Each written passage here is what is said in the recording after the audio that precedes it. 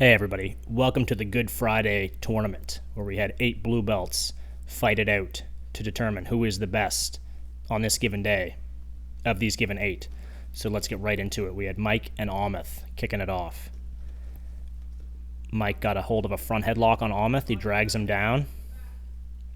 Now he's got to try to switch to Turtle to try to get takedown points, but Amith is trying to work a half guard and he gets it. He just has Mike's ankle briefly, and now he's got his knee trapped. From here, Mike's whole thing is to try to pin Amith down, try to escape his leg, and pass. Amith has to try to recover. He wants to control the distance and try to sweep, take the back, or go for a submission. Amith also really likes the leg attacks, I'm sure, as everyone knows if you've ever rolled with him. He was really excited about heel hooks getting added to this tournament. Everyone was cool with all leg attacks. I was originally just going to do just straight ankle locks, but some people wanted other leg submissions legal. So I said, why not?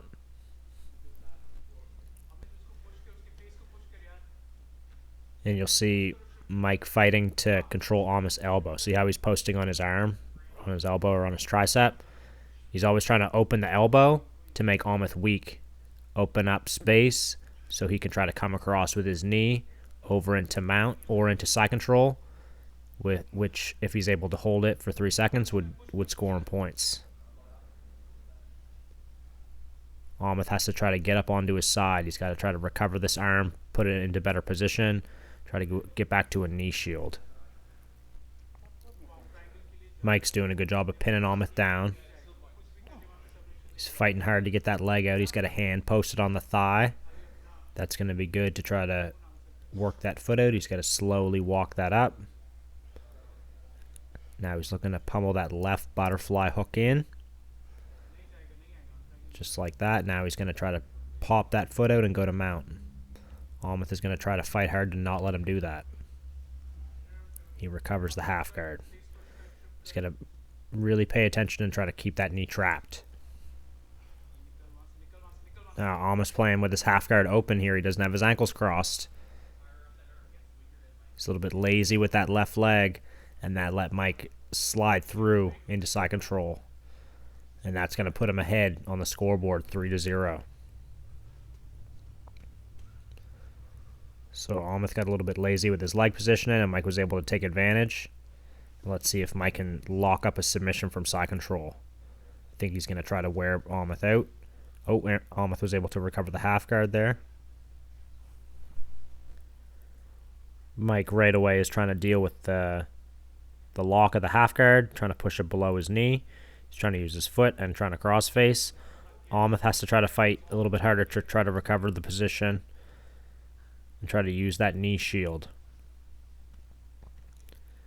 He's doing a better job of not getting crushed onto his back in this position, but Mike drives his weight forward. He gets up onto his toes.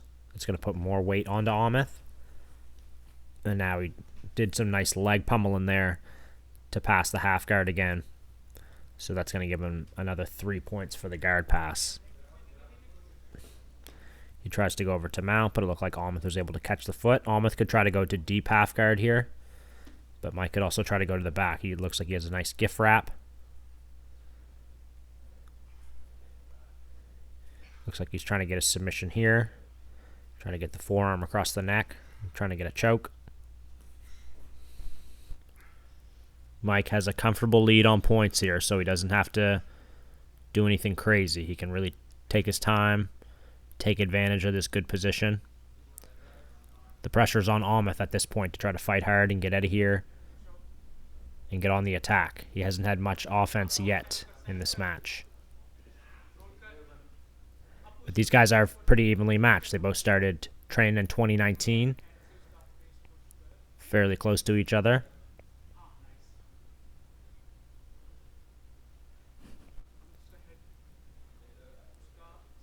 I think Mike would probably say he's a bit more of a gi guy, because I know he likes the spider guard and sweeps from there. Amith is definitely going to be more of a no-gi guy, because like I said, he loves the leg locks. If you've rolled against him, he's probably tried to go for a heel hook on you, whether it's legal or not. And remember, it's illegal in the gi. But it's a technique that can work really well for smaller people against bigger people. And if someone gets to the legs and they get on a heel hook, it doesn't matter how big and strong your opponent is. It's going to work if you know how to do it correctly. So Mike's got some sneaky attacks too. He's got some wrist locks and stuff. So I saw this one, maybe Mike either getting a wrist lock. If Almuth could somehow get to the legs, I could see maybe him getting a heel hook. Or I could see Mike getting a foot lock too, because as I always say, foot locks can often be a shootout. But Mike was quite aware of that. He didn't let Almuth get anywhere near his feet. He had a couple guard passes. He's working on the back here. Time's running out. And he's going to secure the first victory of the tournament by points. A hard-fought victory. It's always good to get the first match out of the way, get the nerves out of the way. It's often maybe not your best performance of the tournament, but I think Mike looked good out there. He had Almuth on defense the majority of the match, and he was able to get it done, so good, great job. All right, second match in the Good Friday Blue Belt Tournament. Had Ed taking on Andrew. And this was an interesting matchup. Both these guys started training somewhere around 2018.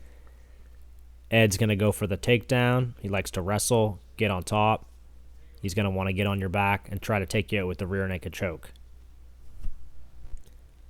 Andrew's an aggressive competitor. He's ready to take the match anywhere.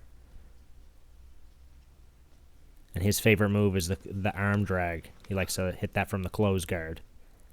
And we ended up with, I would call that much more of a guard pull than a takedown, so that was no score there. We end up with Andrew in a half guard with Ed on top. He's trying to pass. Andrew's doing a good job of keeping his leg controlled. He's looking to wrap up Ed's head, maybe looking for a guillotine choke. Ed's looking maybe to sit and face the legs and try to escape his leg that way, which can be a real effective way to pass the half guard. Andrew's doing a good job here of getting up on his elbow. It's a battle for height here. If Ed's up higher than Andrew, he's going to win this battle. If Andrew can get up onto his elbow or onto his hand, he could potentially come out and take Ed's back here. But Ed's careful of that, and he's able to escape his leg. Tried to step over to a mount. I don't think he quite had the side control for 3 seconds, so that was he nearly did, but I think Andrew was able to recover, still be 0-0. It's a nice transition. And Ed finds himself in the close guard here. So let's see if Andrew can hit this arm drag. Still early in the match. So Andrew can take his time here, look to break Ed's posture. Looks to sit up, opens the guard. That lets Ed stand up. Oh, nice. He's able to scramble over to the side, and he's able to hold Andrew down here. He's trying to stabilize the side control. Now he's got it for 3 seconds. He's going to score 3 points. Ed is up 3-0 on Andrew here. Andrew's got to fight to escape this position and try to get his legs involved. See how his knees are kind of far away from Ed here. Andrew's got to try to get specifically that left knee in at Ed's hip. Ed is in a great position here. He's up 3-0. He can really take his time. You can see there's just over 3 minutes left, so we're about halfway through here. And it's a real psychological advantage if you're able to score first on your opponent. I know personally for me, it feels like there's a giant weight taken off my shoulders. Even if I'm able just to score the first 2 points, just knowing that you're ahead, it makes me feel like I can take a little bit more risk. And if the opposite happens, if someone scores on me, I just immediately feel like I'm behind. If you're down 2-0 or more, it can really play with you mentally, and you feel like you're behind the 8 ball, and you got to fight harder and harder. The time is ticking, so it can really change how you see the match. Now Andrew's doing good work here. He's able to recover the half guard. Now he's not quite out of the water yet. Ed's still chest to chest. Ed's still the one controlling the distance. So Andrew's got to try to open up space. Maybe looks like he's trying to fight for a Kimura here, but Ed sits towards the legs. He's trying to scramble again. Andrew maybe has a chance to go for the back, but Ed's able to step out. Looking to step over to mount again. Real nice scramble here. And through all that, somehow Ed is able to land himself inside control. So he passed the guard again because Andrew was able to establish the half guard. They had a wild scramble. Ed's inside control. So at this point, Ed would be up 6-0, I believe. So not an insurmountable lead for Andrew, but there's only a minute and a half left. For Andrew to get back in the lead, he's got to recover half guard. If he could sweep to mount, that would give him 6 points. So he could potentially tie things here. He still has time to do it, but he's got to recover quickly. He could even just get the back. If he could recover guard and get the back, he would get... Oh, he was able to bridge Ed over there. The only problem with that, and that was a great move for Andrew. Now he's on top, but that's actually a non-scoring transition because the way that these rules are, IBJJF, that's what we were going by. This sweep has to come from a guard. So a half guard, close guard, butterfly guard, the type of guard doesn't matter. But if you bridge someone over from side control or reverse them, roll them over, what happened there? That's considered a reversal, not a sweep. So it doesn't score points. Personally, I think it should, but that's the way these rules are. Now Ed is able to enter into the legs here. He's fighting to attack a heel hook. Andrew's got to be careful. Now he's able to put weight on this foot. He's trying to drive forward. He could end up in a leg drag position here. He's in a good position to do some work, but he's only got 20 seconds, so he's got to work fast. 20 seconds is not a lot of time to try to pass someone's guard. Ed's got the underhook. He's probably going to look to put the lockdown on. Andrew's got to try to recover this underhook. He's really got to go for broke here. There's only 5 seconds. He's to try to go for a guillotine or something. But time runs out. Good match. I think it would have been interesting if that was a no time limit. I think these guys would have a real nice no time limit match. Maybe we'll see if they're up for that in the future. But Ed's able to take this one on points. Nicely done. All right. Next match, third match of the opening round. This is going to be a good one. We got Monir from the dirty south of Lebanon taking on Rob from Cebu, Philippines. Both these guys started training in 2019. Rob's into a little bit of everything. I've seen him in some kickboxing matches. I've seen him doing MMA. He's a gamer. And Monir, he's really strongly improved, specifically in the last year. He's become a much improved wrestler. As you can see there, he's got picked up a nice single leg, and he put Rob down. So he gets an early 2 points on the board. So he's going to have a nice shot of confidence there with that takedown. He's got a nice underhook to go along with it. Monir has real good control of Rob's head. This is going to be an issue for Rob. That lets Monir get his legs away from the half guard, and now he goes right to north-south. That makes it really tough for your opponent to recover. When you run to north-south, you're really far away from their legs. Rob's fighting hard. He's really good in scrambles. He's a real swirly competitor. He's tough to hold down. He's got a lot of energy. So Monir is trying to really play it smart, trying to control the hips, keep his head in good position, and just try to keep a real good pinning position. He's really fighting hard to control the hips, and Rob's doing everything he can to try to get out. There's still a lot of time left, and I don't think I've ever seen Rob run out of energy, so he's going to be able to go hard for this entire 6 minutes. Monir's got a nice cross face here. He should maybe try to tighten that up a little bit. Switches it instead to a guillotine. I like how he's controlling the head here. He's got his knees off the floor. He's putting more pressure onto Rob. Rob's trying to use this to turn to his knees and get onto a single leg, but Monir keeps the leg away. Tries to spin to the back. Had a nice Kimura attempt there. And Rob's able to use that scramble to recover to the guard position. So for that transition, there would be no score because Monier went for the back. Rob just ended up on top in the scramble. But Monier would have 2 points for the takedown and 3 points for a guard pass. So he's up 5-0 at this point. And he's fighting from guard, looking like he's trying to secure an arm, pull it across, and either set up a... Oh, now maybe he's looking for a Kimura. Oh, now he's on a head and arm. Nice variety of attacks here. You can use that head and arm to try to sweep or go for the back or fight for the submission. Rob's trying to fight to keep his posture. Rob's got to try to look to unlock this guard, try to push one of these knees. But Monier's not going to let it happen. He uses a nice arm drag attempt there. He's fighting to go for the back control. But Rob tries to roll through. Maybe he's trying to throw a leg over. Monier doing good work to stay on top. And he's able to get into this north-south position again. Rob fights up onto a single leg.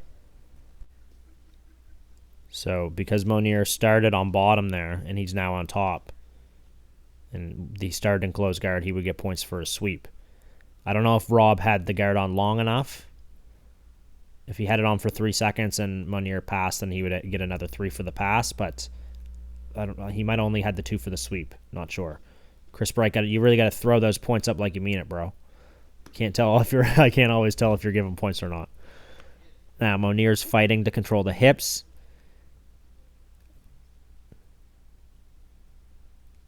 He's doing a good job from this position in north-south of locking the hips up.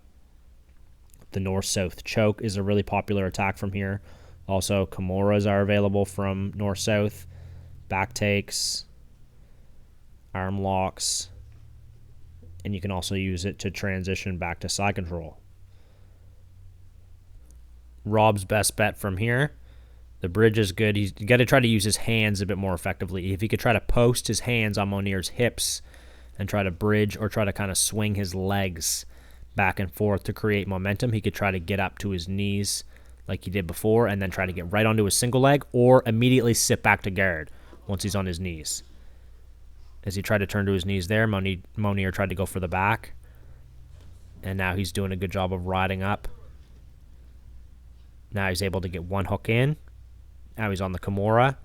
The Kimura's really going to control Rob's shoulder. And with him having that right hook in, he's got control of Rob's left shoulder.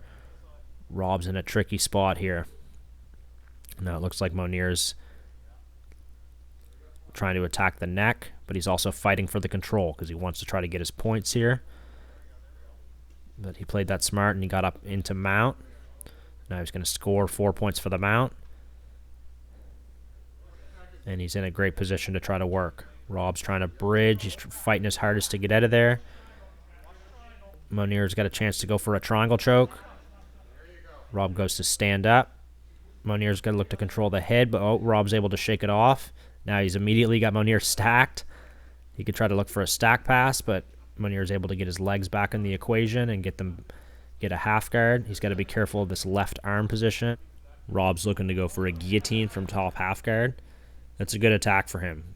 Guillotine works really well from top half guard. You can use it to try to pass or just go right for the submission. It can put the guy under a lot of pressure. But I was just a little bit too little too late. This would be another interesting no time limit match. Monier is able to take that one on points. Got a couple guard passes. He got a mount. He might have had a back there. Impressive victory. Rob always puts his heart out there, and he looked great as well. We're right into the next match. Chris Graham and MTS. These are probably the most experienced guys in the bracket. They both started training somewhere around 2013, 2014. MTS from Kashmir, India, and Chris Graham is from Halifax. Chris Graham, he's a Darce choke guy, and he's also becoming a leg lock guy. MTS also is interested in the leg locks. He likes the knee bar, and he likes the Kimura. Chris Graham, you'll often see him pull guard. He likes that tripod sweep as well. So he also really likes to throw a lot of movement at you. MTS is a strong wrestler, so Chris pulls guard. MTS is looking to work his top game. He's got to look to try to pin Chris's back to the floor. He sits back. Now we look to try to go for the legs, but MTS should have stayed on top or looked to stand up because he gave up 2 points because he was on top. He went to the bottom. And now these guys are in a leg lock shootout. Chris Graham's got a toe hold. MTS got to look to extend his leg straight. Ooh. Chris Graham was able to bend the leg, push the foot towards the butt, and get a nice toe hold finish there.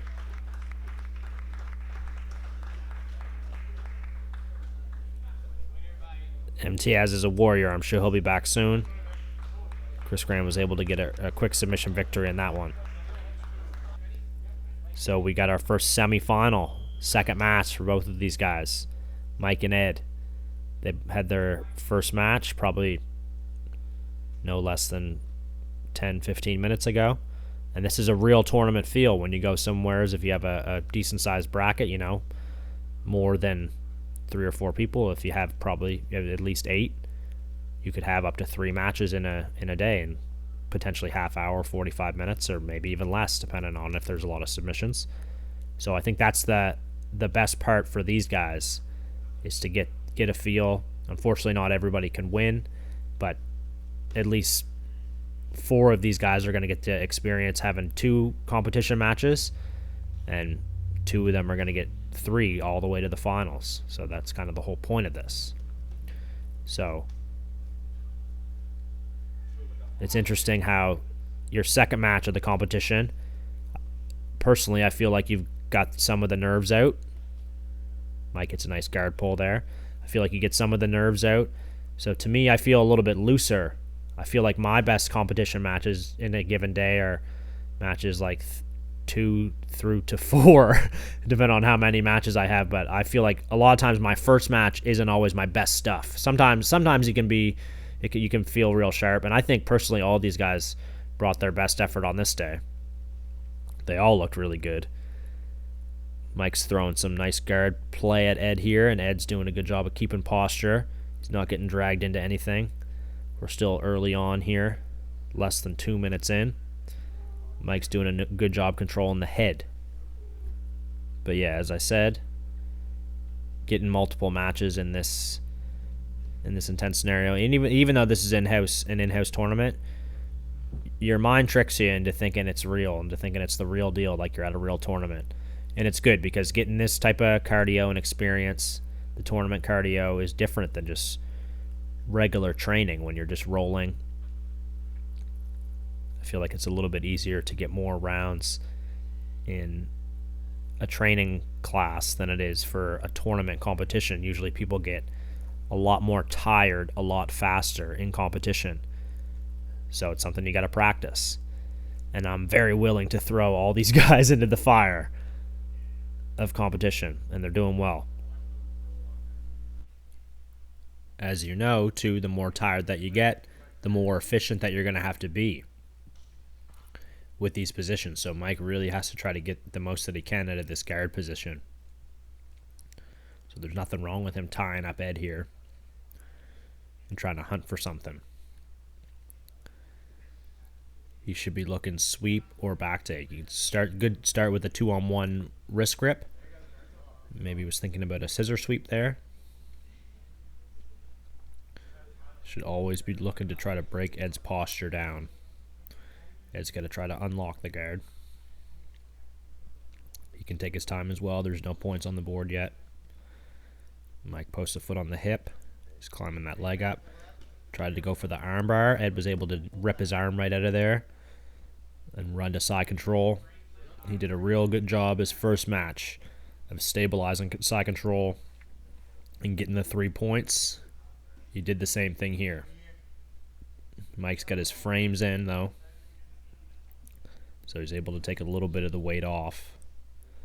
But Ed's still on the board, up 3-0. There's about 2 minutes left, so Mike's got to try to escape from here and then look to get on the attack. Ed tries to step over. Now Mike's got that knee in at the hip, so he recovers. Now he's got his legs back in between him and Ed. He's recovered the guard. Ed tries to run around right away. Mike's got control of the head. He's got to try to move his hips away. But Ed puts his back to the floor. And now Ed finds himself in mount again. Ed's looked real good on top so far. He's done a real good job of racking up some points with passing the guard and taking mount. He's done a good job of stabilizing as well. Mike's got to try to look to trap an arm. He's got to try to bridge. But he's got to be careful because Ed's going to look to maybe take the arm with the arm lock or maybe transition to the back. But time's ticking. Mike also has to go for broke because he's down on points here. And there's no shame in losing by submission. If you got to try to go for something and try to escape, it's like you might as well go out trying. But Mike knows that, and he's just trying to wait for his moment to try to escape here. He might only have one shot at this because there's likely not a whole lot of time left. So it looks like Ed's fighting for attacks on Mike's left arm there. Mike's trying to turn.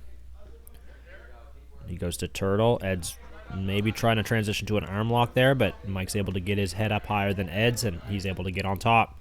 So let's see what Mike can do here. He doesn't have a whole lot of time left. He's down quite a few points, so he's got to try to get a submission. He should try to go guillotine, Kimura, wrist lock, anything. He's got to try to get the submission. It's too many points to make up in a short amount of time. He should be trying to control that arm. He could go head and arm choke. That would be a good one.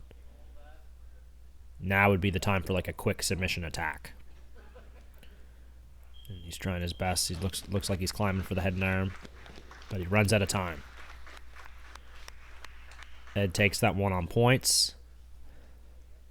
Mike looked impressive in this tournament. He did real nice work from the bottom. He looked good in his first match on top. This match he had some nice guard play. Ed was able to time that arm lock attempt into a guard pass and able to rack up some points, but that was a nice match. Now we got Chris Graham and Monier. This is going to be a good one. Semi-final match. I would give Monier a bit of a wrestling advantage here, but Chris Graham will often pull guard, so if Monier wants to get a takedown, it's probably going to have to be quick. Like right off a tie-up, because Chris Graham will like to pull right away.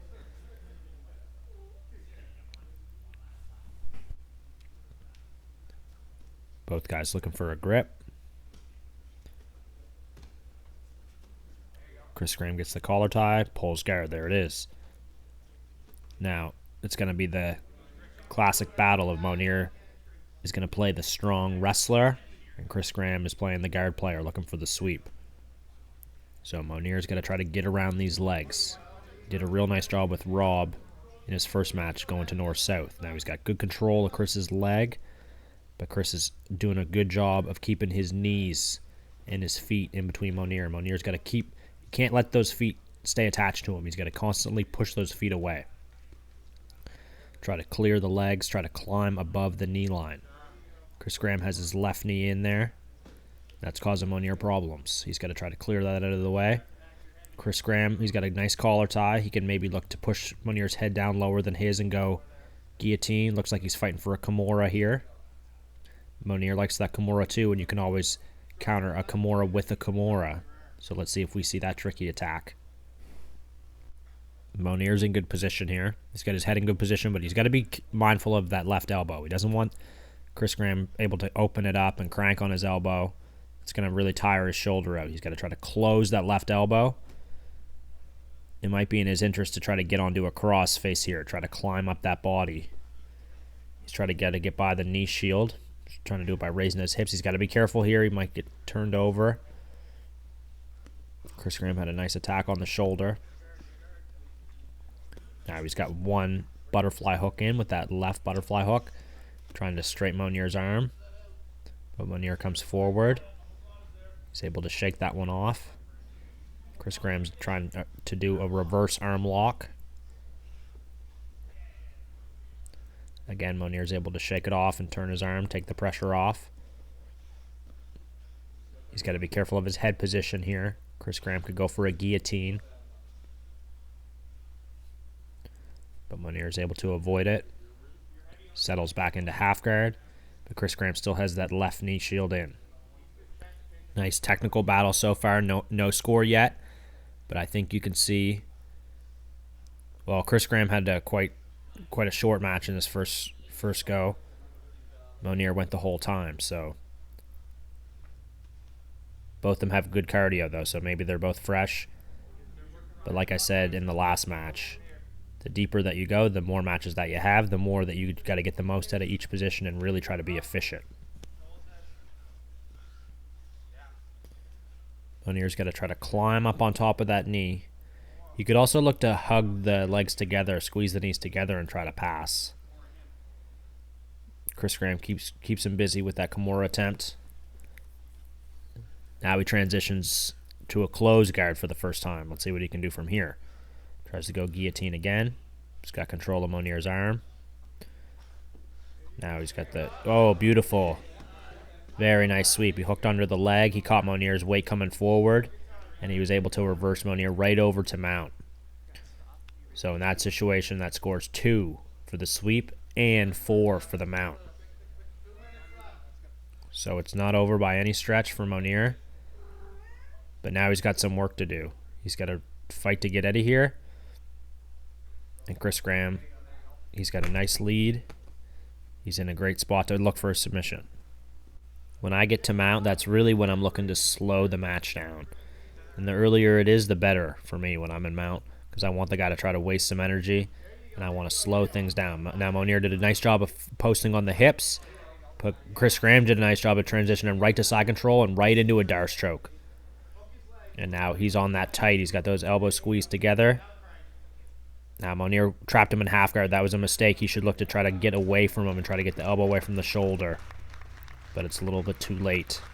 Chris Graham had a well-timed Darce choke. That sweep and submission was beautiful. Chris Graham gets his second victory and second submission. He's on fire. Let's see if he can take it home in the finals against Ed. That's going to be a nice match. We did a bonus match of Rob and Amith. Never a dull moment with these guys. They lock up. And look at the stare down. No fear.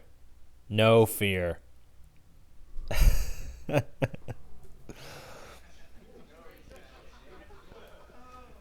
Amith gets the underhook.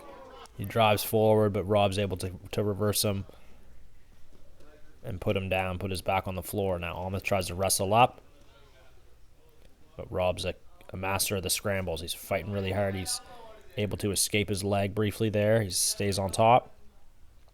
Eventually he transitioned to a point where he was getting towards the back. He had one hook in, both hooks in, and he's going to look to attack an arm lock. He's got a hold of Amith's right arm. He throws that leg over. Very nice transition. Now he's looking to extend the arm. He's got to try to, if he could bring his shin across the back of Amith's neck and look at the legs, this would probably make it a little bit easier. But he knows what he's doing. He brings the leg across. Amith tried to put his back on the mat. He realized that was a bad move, so he tried to stay on his knees. But this is still a really good position for Rob. He's hanging off of Amith's arm. He flips him to his back, and now he's got that arm nice and tight. He's just got to look to keep Amith to his back. Amith goes to his knees, but he lost his grip, and Rob is able to extend and get the submission.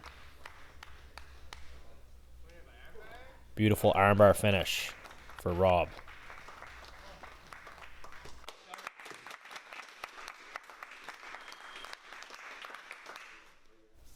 All right, we got our final match of the Good Friday Blue Belt Tournament. The third match of the day for both these guys. And how it's played out, Chris Graham had a quick submission in his first match. He had another submission in his second match. That went probably about halfway or so. And Ed has gone the full time. He's gone the full 6 minutes. So both these guys have good cardio, but Chris Graham has had to put in a little bit less work than Ed has thus far. And so far we see a guard pull. Chris Graham's in half guard. He hit a beautiful close guard sweep right to mount in his second match that led to his Darce choke. And Ed has looked real strong on top. It looks like he might have a hold of Chris's neck here, but he's able to get it out of there. Chris Graham has the underhook. He transitions, looking to lock up that shoulder. He's done some nice work with attacks on that shoulder. Monier was able to wiggle his arm free from this position in the last match. Ed tried to roll out, but that let Chris turn back in the other direction and get on top. So that's going to put Chris Graham on the board, 2-0, and he's in a great position. He goes for a crossface, but now instead he's looking to unlock this lockdown position, and he's trying to sprawl hard to unlock Ed's legs.